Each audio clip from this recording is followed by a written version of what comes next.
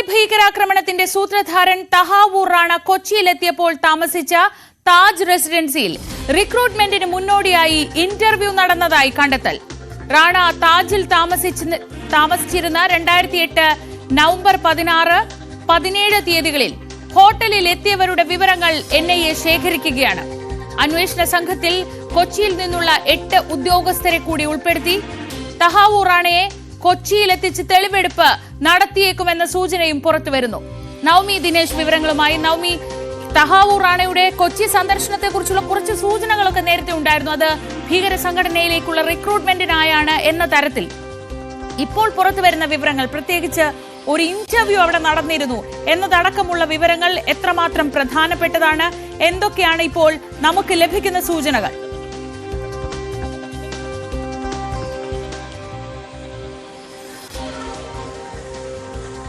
Sreeja, 2008 November 16, 17 തീയതികളിലായിരുന്നു ഈ marine ഡ്രൈവിലുള്ള Taj ഹോട്ടലിൽ വെച്ച് ഒരു ഇന്റർവ്യൂ, ഒരു റിക്രൂട്ട്മെന്റ് നടന്നു എന്നൊരു വിവരം NIA വൃത്തങ്ങൾ പുറത്തുവിടുന്നത്. അതിൽ അവർ പ്രധാനമായും പറയുന്നത് ഈ ഭീകര സംഘടനയിലേക്ക് ആളുകളെ ആകർഷിക്കുന്നതിന് വേണ്ടി, അല്ലെങ്കിൽ ആളുകളെ ഉൾപ്പെടുത്തുന്നതിന് വേണ്ടിയിട്ടുള്ള ഒരു ഇന്റർവ്യൂ ആയിരുന്നു അവിടെ നടന്നതെന്നാണ് NIA വൃത്തങ്ങൾ വ്യക്തമാക്കുന്നത്. റാണയെ എന്തായാലും വിശദമായി ചോദ്യം ചെയ്തുകൊണ്ടിരിക്കുകയാണ്. പക്ഷെ അതിൽ പലപ്പോഴും റാണ ഈ ചോദ്യം ചെയ്യലിനോട് കൃത്യമായി ഉത്തരം തരുന്നില്ല, നിസ്സഹകരണമാണെന്നൊരു കാര്യം കൂടി NIA വൃത്തങ്ങൾ വ്യക്തമാക്കുന്നുണ്ട്. ഇതിൽ ഏറ്റവും പ്രധാനപ്പെട്ട കാര്യം, ഈ ഒരു അന്വേഷണത്തിൽ അല്ലെങ്കിൽ ഈ ഒരു അന്വേഷണ സംഘത്തിൽ 8 NIA ഉദ്യോഗസ്ഥരെ കൂടി ചേർത്തിട്ടുണ്ട്. അത് കൊച്ചിയിൽ നിന്നുള്ള ഉദ്യോഗസ്ഥരെയാണ് ചേർത്തിരിക്കുന്നത്. എന്തായാലും റാണ താമസിച്ചിരുന്ന കൊച്ചി താജ് റെസിഡൻസ് റിക്രൂട്ട്മെന്റിന് മുന്നോടിയായുള്ള ഇന്റർവ്യൂ അവിടെ നടന്നിട്ടുണ്ട്. ഒപ്പം റാണയുടെ ഫോർട്ട് കൊച്ചി സന്ദർശനവും സഹായം നൽകിയവരെ കേന്ദ്രീകരിച്ചുമാണ് ഇപ്പോൾ അന്വേഷണം നടക്കുന്നത്.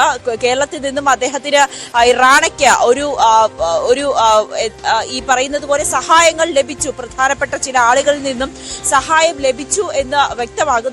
അത് ആരൊക്കെയാണ്, കേരളത്തിൽ നിന്ന് അദ്ദേഹത്തിന് എവിടെയൊക്കെയാണ് സഹായം ലഭിച്ചത്, ആരൊക്കെയാണ് സഹായിച്ചത് എന്ന കാര്യങ്ങളൊക്കെ വിശദമായി NIA സംഘം ചോദ്യം ചെയ്തുകൊണ്ടിരിക്കുകയാണ്. എന്തായാലും ഇപ്പോൾ പുറത്തു വന്ന വാർത്ത ഏറെ ഞെട്ടിക്കുന്നതാണ്. ഈ താജ് ഹോട്ടലിലെ CCTV ദൃശ്യങ്ങളടക്കം ശേഖരിച്ച് അവിടെയുള്ള സ്റ്റാഫുകളെയും, അല്ലെങ്കിൽ അന്ന് അവിടെ ആരൊക്കെയാണ് എത്തിയിട്ടുള്ളത്, ഇക്കാര്യങ്ങളെല്ലാം വിശദമായി ചോദ്യം ചെയ്യുന്നതിന് വേണ്ടിയിട്ടോ അല്ലെങ്കിൽ ഇതിന്റെയൊക്കെ തെളിവുകൾ ശേഖരിക്കുന്നതിന് വേണ്ടിയിട്ടുമുള്ളൊരു ഘട്ടത്തിലേക്ക് ഈ NIA സംഘം കടന്നിട്ടുണ്ടെന്നാണ് നമുക്ക് അറിയുന്നത്.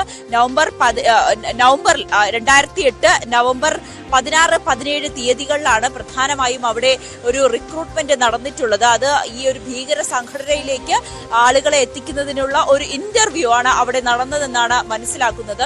അങ്ങനെയാണെങ്കിൽ ആ ദിവസത്തെ CCTV, അവിടെ എത്തിയ സന്ദർശകർ ആരൊക്കെയാണ്, ഈ പറയുന്ന ഇന്റർവ്യൂവിന് ആരൊക്കെയാണ് പങ്കെടുത്തത്, ഇതിൽ ഈ താജ് ഹോട്ടലിലെ ആളുകൾക്ക് ആർക്കെങ്കിലും ഇതുമായി ബന്ധമുണ്ടോ എന്നീ കാര്യങ്ങളൊക്കെ NIA സംഘം വിശദമായി പരിശോധിക്കുന്നുണ്ട്.